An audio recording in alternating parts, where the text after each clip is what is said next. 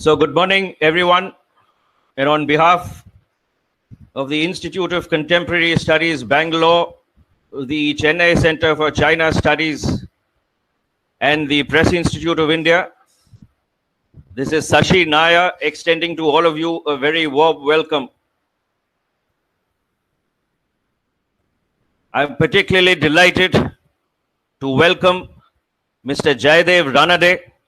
Thank you, sir, for so readily agreeing to come to this program and to deliver the inaugural address. It's a pleasure having you.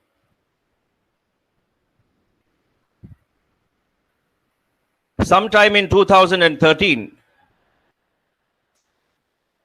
at the Deccan Herald office in Bangalore, I had met Mr. Heblika and Professor Chengappa. And from that meeting, we set the ball rolling for programs on national security and foreign policy. The idea being to equip journalists with knowledge and skills to analyze and report better on some of these aspects. I must thank Mr. Shantakumar, our trustee, for making that introduction and for also helping us and advising us in the early days. From those days in 2013, the ISSB and PII have conducted several programs on national security and foreign policy. And along the way, I was also introduced to Mr. D.S. Rajan, who sadly is no more, and Commodore Seshadri Vasan, who over the years has become a very good friend and advisor, and a man who has always been supportive of our programs. And along these years, ICSB, C3S, and PII have forged a strong association, a strong bond. And we are very happy this morning to say, or at least I must say on behalf of all three of us, that it is a pleasure to have been able to work together to put together this program. And this, incidentally, is the first of a series of programs that we have planned during this year, some of which will look at cybersecurity, at the media landscape in China, and also on maritime aspects relating to the Indian Ocean region. Why deciphering China? I don't think I need to give you a reason. For one, for journalists, it's a very topical subject. It's contemporary. There is no day where you don't see nothing written about China or about India-China relations. It's there all over the pages.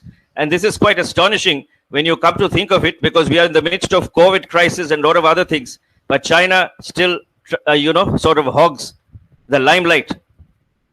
Recent developments, as we all know, along the line of actual control between India and China indicate that there is a lot of tension. There is no doubt that relations have been strained, and there is also no doubt that there are mutual suspicions. There have even been talks of war. So there is uncertainty, a lot of tension, and the situation doesn't look like it's going to change in a hurry. So who better to set the ball rolling and to set the tone and tenor for this conference, the first, which is called Deciphering China. And I must thank Mr. Ranade once again for coming here. For journalists and for others who might be watching now and who might watch later, because we will have this on YouTube, the edited version. Mr. Jayadeva Ranade is president of the Center for China Analysis and Strategy. He retired as Additional Secretary, Cabinet Secretariat, the Government of India in August 2008, and was later appointed a member of the National Security Advisory Board. He is a member of the core group on China of the Indian Council of World Affairs a distinguished fellow of the Institute for Peace and Conflict Studies and distinguished fellow at the Center for Air Power Studies in New Delhi. Mr. Ranade has specialized for over 40 years in analyzing developments relating to China, Tibet, and East Asia, and his foreign assignments include Hong Kong, Beijing, and Washington, D.C. He has prepared and finalized briefs and analysis on issues of strategic importance for the highest echelons in government. Mr. Ranade obtained a diploma of advanced proficiency in Chinese from the Jawaharlal Nehru University and a certificate and diploma in Mandarin from the University of Hong Kong. He is author of the books China Unveiled, Insights into Chinese Strategic Thinking, which was released in January 2013, and Xi Jinping's China and Cadres of Tibet, both released in October 2017. He writes frequently in leading national newspapers and strategic and defense magazines, and is often requested to comment on national and international television channels. A pleasure to have you, Mr. Ranade. We look forward to your talk. Over to you. Thank you, Mr. Nair. And let me start by first thanking the Institute of Contemporary Studies, Bangalore, the C3S, and the Press Institute of India for calling me here, inviting me here, particularly Commodore Vasan, you, and of course, my good friend, Mr. Heblika. You have chosen a very apt title for today's times, which is Deciphering China. It's apt in two senses. One is, of course, in view of what's happening right now on our borders. And the second is how we should really start understanding China. Whether deciphering it first is important or understanding it is important, I leave it to you. But unless you know its intent, it's very difficult to understand what they are up to. I think, let me start by saying that to really decipher China, to decipher its intent, it is important really to have a cadre of people who have been watching it for a long, long time. Unlike studies of Pakistan or other countries, this is quite different. It's more complex. It requires a lot of reading between the lines. And I remember, I must mention, in the initial years when I had started out, after about 5 years of China watching, a friend of mine met me and he asked me, he said, Jaydev, how come you're not wearing any spectacles? So I said, I don't need it. He said, then you're not really doing China watching, because the characters are very small and there are reams and reams which you have to go through. Anyway, I managed it. But to understand what China is all about, it's not like other countries where some legislation is passed or a policy is announced. One has to understand the power equations within the Chinese Communist Party. One has to understand the alignments, who is who has been picked up by whom, and what their inclinations and thinking are. One has to understand what the thinking is within the Chinese Communist Party's Central Committee, because that is the key. When we talk of China and how the Chinese think and how the Chinese feel, we are actually talking about the Chinese Communist Party and within it, the Central Committee, about 300 and odd members. But that's the lot who rules China. How do they communicate with their cadres who are spread out all across China, about 3,000 counties and villages? They communicate through the domestic media, which is why one needs to follow the domestic media. The provincial newspapers, the provincial television channels, and nowadays they all have websites, so the provincial websites. I'll give you an instance. In mid-August, Chinese Premier Li Keqiang had visited Chongqing, which is a centrally administered municipality, one of the largest in China, to look at the economic situation and the devastation caused by the floods. While there, of course, he made some speeches, visited some places. That was reported factually and briefly by the Chinese media. What they did not report was his purchasing some fried dough sticks, dough twists, and talking to the local shopkeepers and to the local merchants saying how if more people had begun making things like this and selling them on the streets, the target of creating 9 million jobs would be far easier to meet. And he recommended that this be done. This was blanked out. Not only was it blanked out, Beijing News, in fact, criticized it.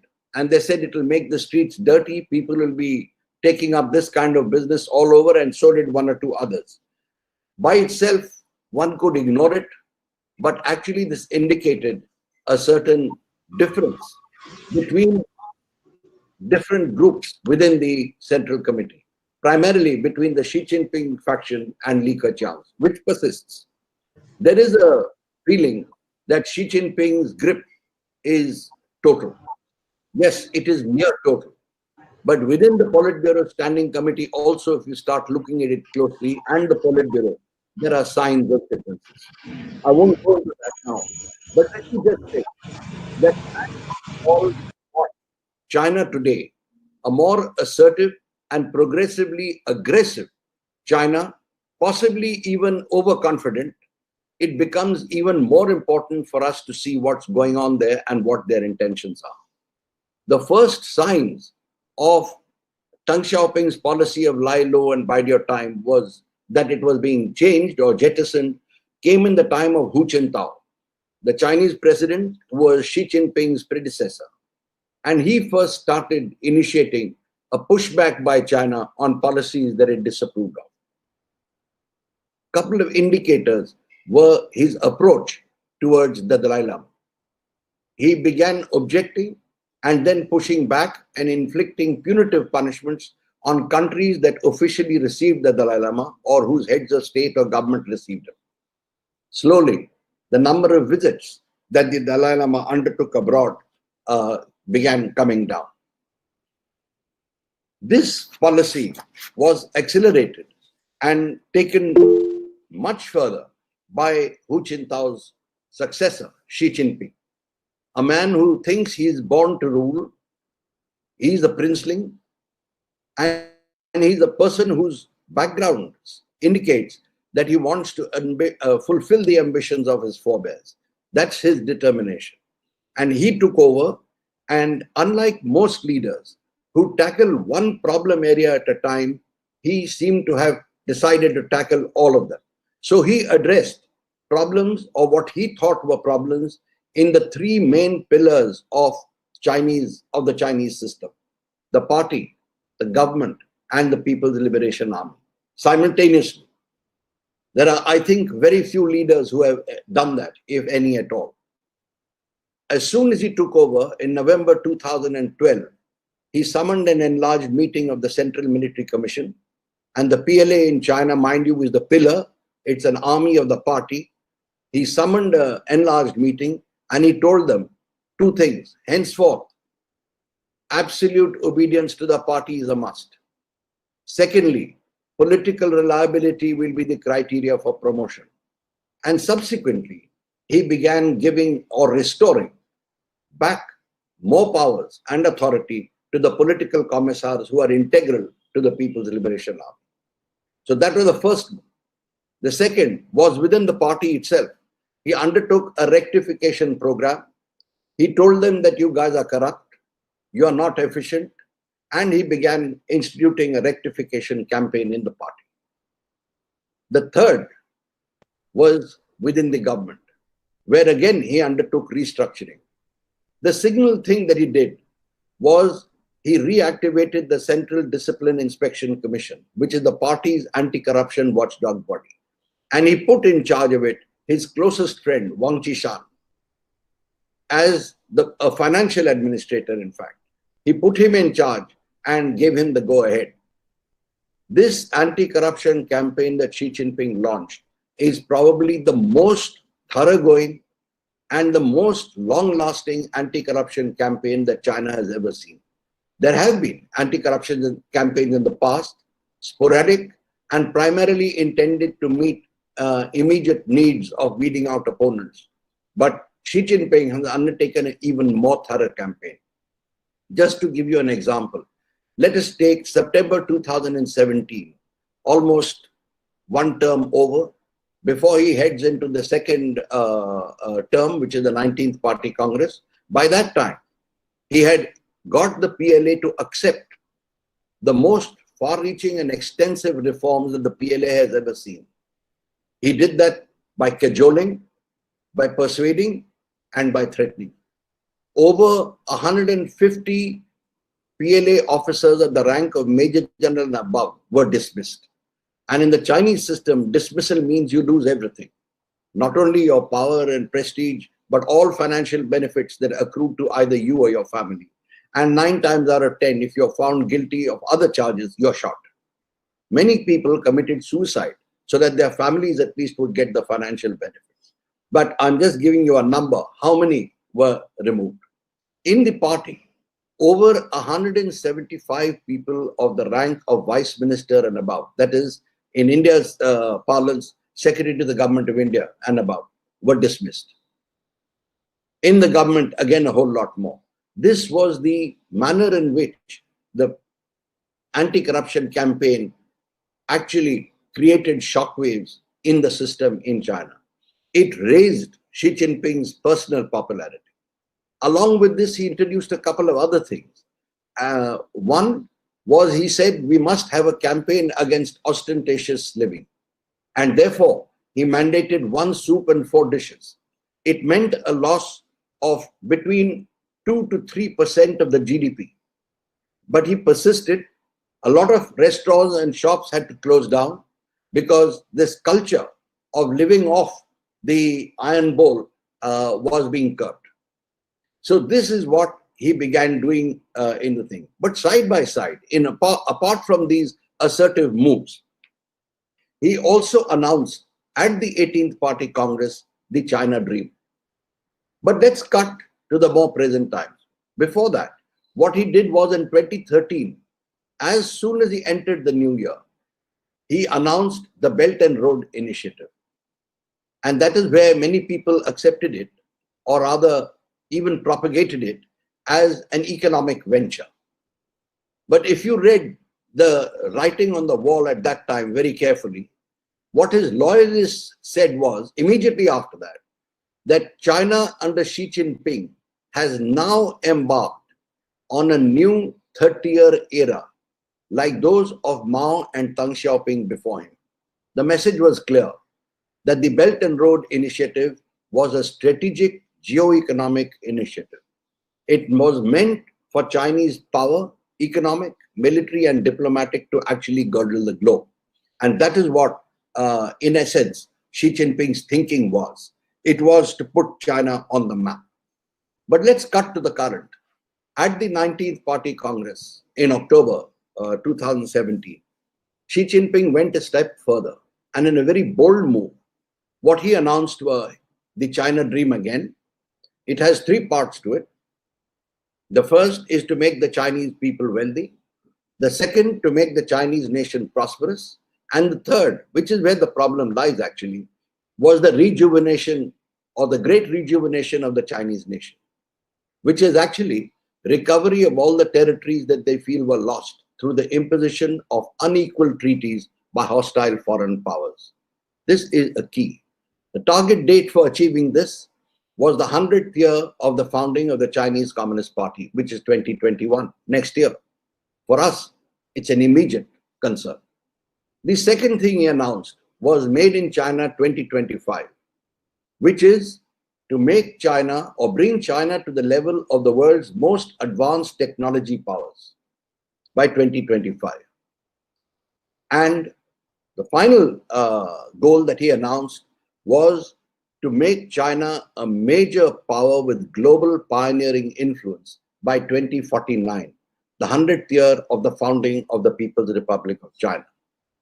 This last actually means that China would then have the capability of either creating or influencing international organizations, something that only the United States has the capacity to do today. This was interpreted in the United States as being put on notice, as them being put on notice that China is now on the way to becoming a rival. Within China, some seasoned and senior Chinese cadres I happened to be visiting shortly after, in confidence, told me that we think we are now headed for difficult times. The move has been premature. And they said, look at the difference between the United States and China, which is true, which is why I use the term overconfidence. Let's just look at a couple of figures. The US per capita GDP is around 66,000 US dollars. The Chinese per capita GDP is around 9,500 US dollars. It's a vast difference. Their defense budget, the United States is around 1.3 trillion now. The Chinese is 178 billion. So there is a lot of difference. The net wealth of the United States is about $98 trillion. The net wealth of the Chinese is about $35 trillion. So when people talk about China overtaking the United States, or they're talking about trade volumes, which is one part of a country's national strength. So this is what China did. The US reacted, and we saw the onset or the beginning of the US-China trade war. And the US very correctly decided that to contain China's rise or to put a brake on China's rise, one has to actually tackle the technology sector, because that is the future. It is the future of growth actually of every country. And what they did was they picked up the so-called champions of Chinese high-tech industry, and they selected ZTE first. They targeted ZTE, virtually made it bankrupt. One doesn't hear of it today. Then they got after Huawei, the number one, the champion of the Chinese. You had the power of the state backing Huawei the moment it got into difficulty.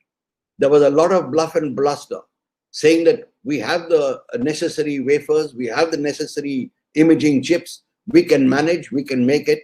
But as of this month, the Chinese have stopped the manufacture. Huawei has stopped the manufacture of smartphones. They're in trouble, and Rang Changfei has said so.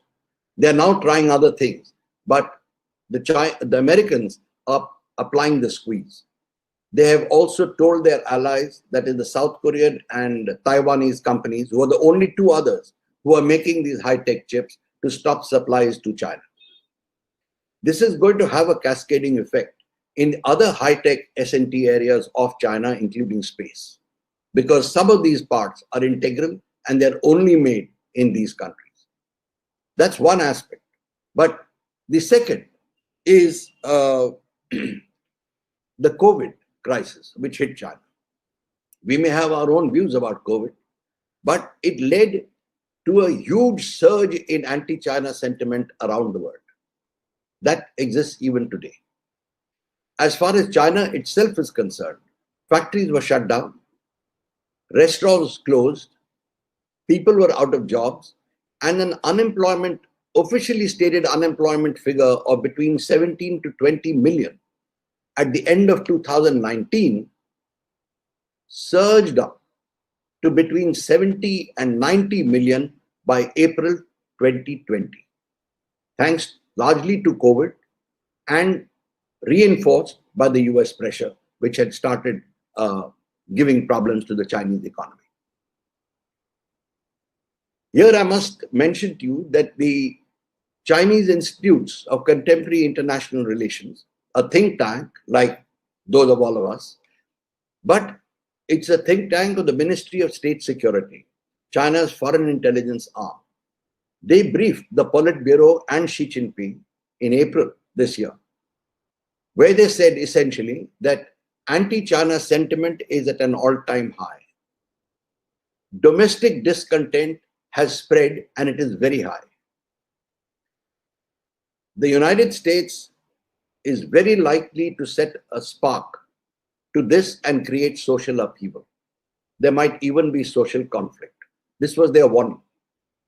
The Chinese Academy of Social Sciences, which is the largest think tank in China, a government think tank, they also made a similar assessment, and they also offered some suggestions of how to try and change the thinking in the United States.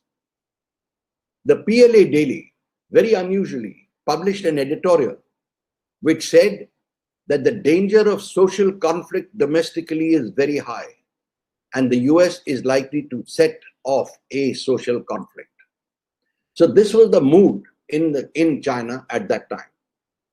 There was a lot of articles as China began coming out of COVID that their industries had revived, that production had recommenced, etc. But the truth was otherwise. There is a prominent Chinese economist, Zhang Xiaonan, who in fact said that we will have no production, no wages, unless there are orders. Until the US and European markets recover, there will be no orders. So unemployment will come in, and be prepared for recession.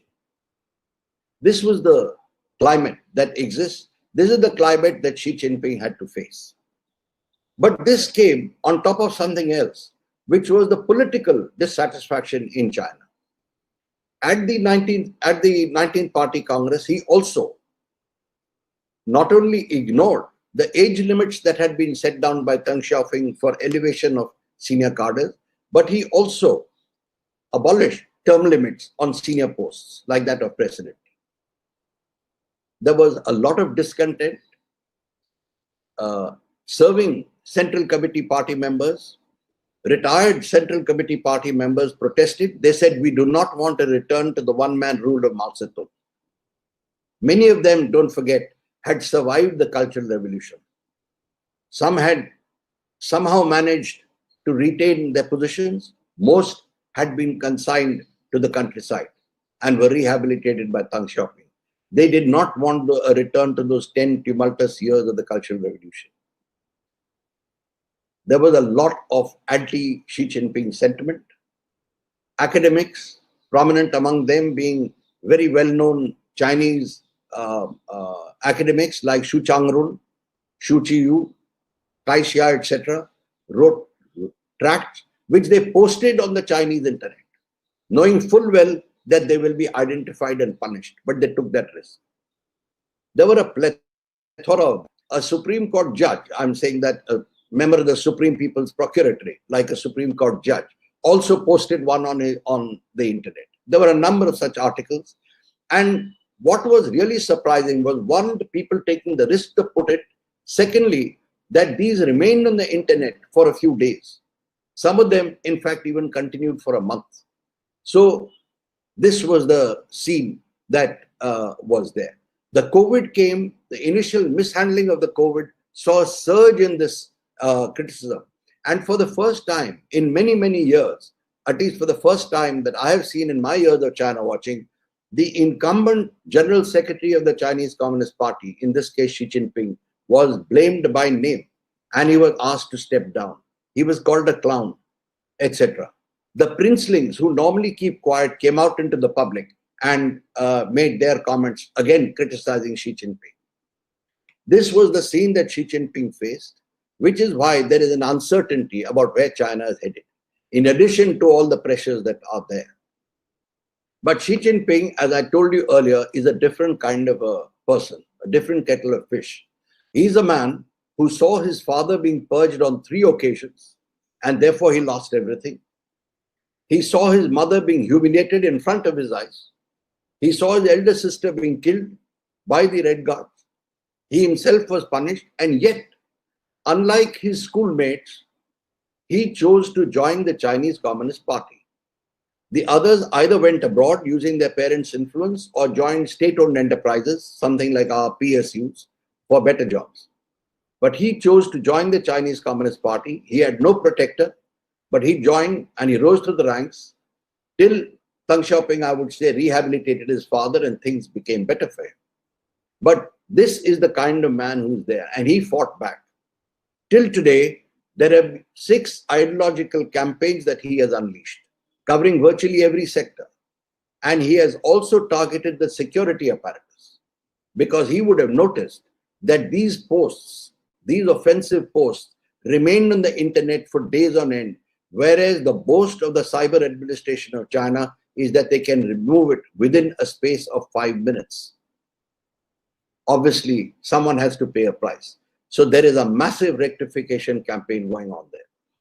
every day in the Chinese media, we find criticism of the United States. So Xi Jinping, I would say, is fighting back.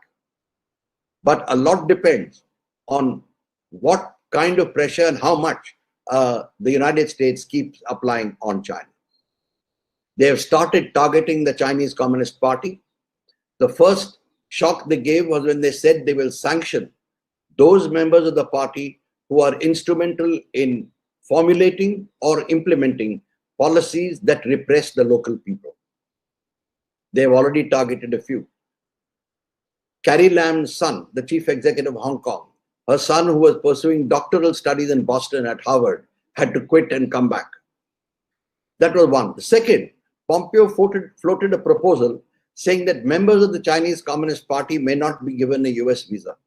There were shockwaves in the Chinese Communist Party. Those shockwaves came out into the social media also, because 70% of the Chinese Communist Party cadres who are departmental heads and above, their children are studying in the United States.